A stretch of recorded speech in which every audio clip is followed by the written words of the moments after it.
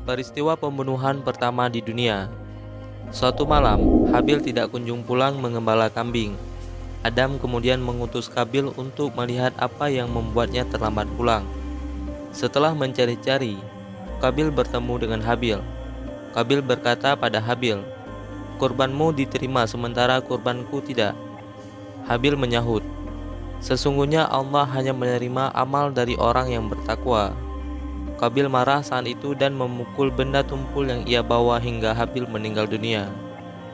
Pendapat lain menyebutkan Kabil membunuh Habil dengan sebongkah batu yang ia lemparkan kepada Habil saat sedang tidur hingga pecah. Pendapat berbeda menyatakan Kabil mencekik Habil dengan keras dan menggigitnya seperti binatang buas hingga Habil tewas. Kata-kata yang diucapkan Habil kepada Kabil saat ia diancam akan dibunuh, yaitu, "Sungguh jika engkau menggerakkan tanganmu kepadaku untuk membunuhku, aku tidak akan menggerakkan tanganku kepadamu untuk membunuhmu. Aku takut kepada Allah, Rabb seluruh alam." Adapun lokasi pembunuhan Habil, menurut keterangan beberapa ulama yang kemungkinan besar mengutip dari ahli kitab, bahwa lokasi terbunuhnya Habil adalah di kawasan pegunungan Kasium. Sebelah utara Damaskus terdapat sebuah gua bernama Gua Dam. Gua ini dikenal sebagai tempat Kabil membunuh saudaranya. Informasi ini dinukil dari ahli kitab, hanya Allah yang mengetahui keabsahan informasi ini.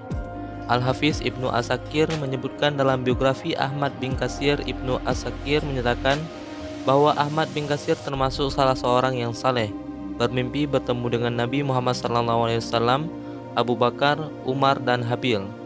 Habil diminta bersumpah bahwa darah itu adalah darahnya. Habil kemudian bersumpah. Ahmad bin Katsir menyebutkan, ia memohon kepada Allah agar menjadikan tempat tersebut sebagai tempat terkabulnya doa. Permintaan itu dikabulkan dan dibenarkan Rasulullah SAW, karena beliau sendiri dalam mimpi Ahmad bin Katsir, Abu Dawud, dan Umar biasa berkunjung ke tempat itu setiap hari Kamis. Dengan asumsi kisah mimpi Ahmad bin Katsir ini benar, tetapi tidak menimbulkan efek hukum syar'i.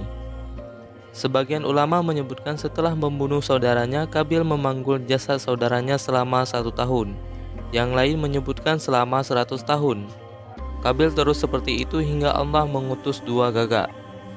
Keduanya kemudian terlibat perkelahian, hingga salah satunya membunuh yang lain. Setelah membunuh saudaranya itu, ia menggali, lalu ia lemparkan jenazah saudaranya itu ke dalam liang tersebut. Ia pendam lalu tanahnya ia ratakan kembali.